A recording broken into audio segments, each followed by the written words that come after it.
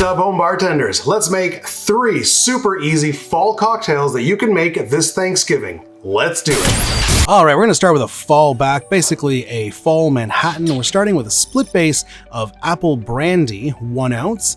And then for the other half, we're gonna do a rye whiskey using Lot 40 Canadian rye, but whatever rye you have, I think these two will pair really nicely together.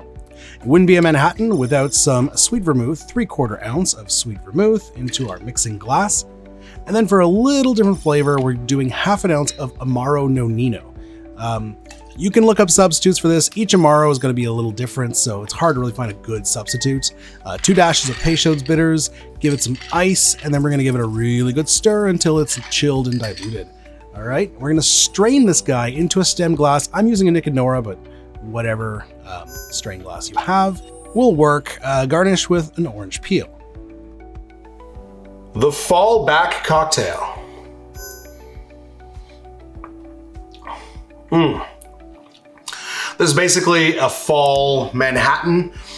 Going split base between apple and rye is perfect. Right up front, you get those apple notes, those really bright, fresh apple notes.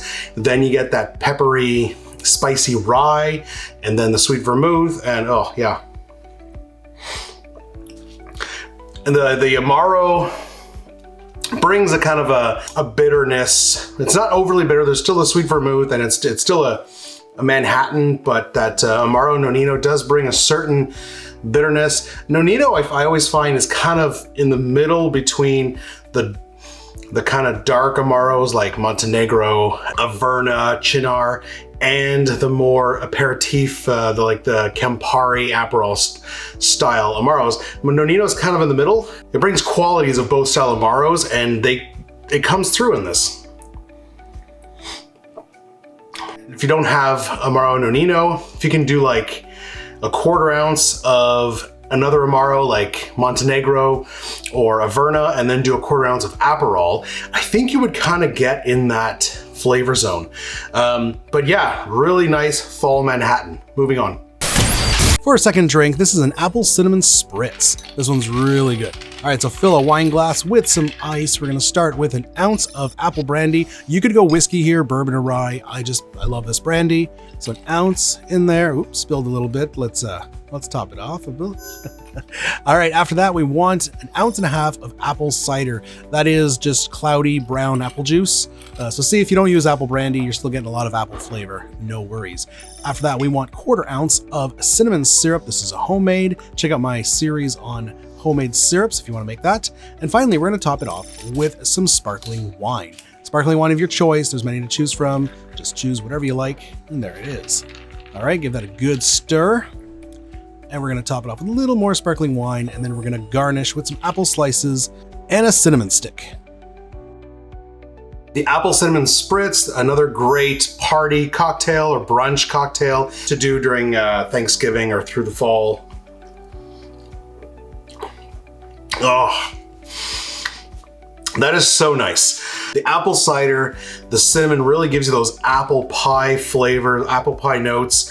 The nice fizzy kind of bitterness from the sparkling wine. Obviously, it depends on the sparkling wine you're using. If you prefer a sweeter one or a drier one, this one's quite dry. Oh, this is just so refreshing and so nice.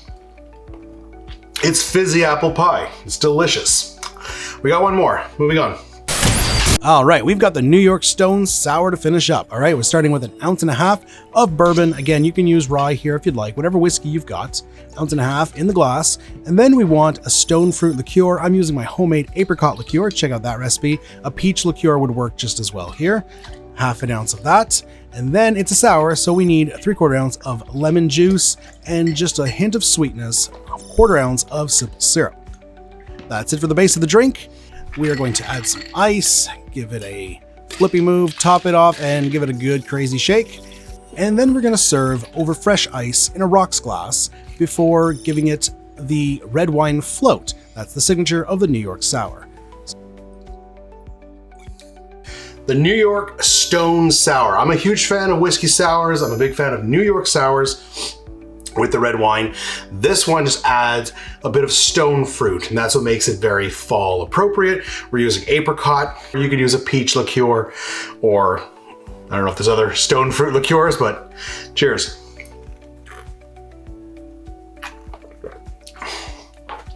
What I love about New York Sours is this is a functional layered drink. And if you want to learn more about that, I have a video about functional layered drinks that I made a couple of years ago. But basically, the layering here doesn't just look nice, it really enhances the experience of the drink, because as you're drinking, you're gonna get red wine first, and then as you sip through, then you're gonna get those whiskey sour and the apricot notes are gonna come afterwards. Now, eventually, as you keep sipping and keep agitating the drink, the whole thing's gonna mix together, but those first couple sips are so interesting because it's really layers of flavor. You go through the red wine and then you get the whiskey sour.